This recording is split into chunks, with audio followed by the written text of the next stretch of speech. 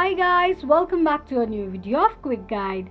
Today in this video, I'm going to show you how you can verify your email in Crunchyroll application. Keep watching the video till the end. To verify email on Crunchyroll, firstly open up your Crunchyroll application. The official page of Crunchyroll application will appear on the screen. Click on Login option. Enter your email address or username and password, then click on Login. On the next page, click on Send Verification Link. A verification link will be sent to your email address. Open your email and click on Mail sent by Crunchyroll. Click on Confirm Email Address. It will verify your email in no time. This is how you can verify email in Crunchyroll quickly and easily, just in few steps.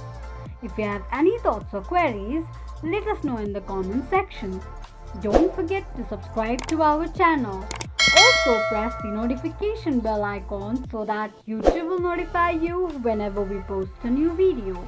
I hope this video was helpful to you. Thank you so much for watching.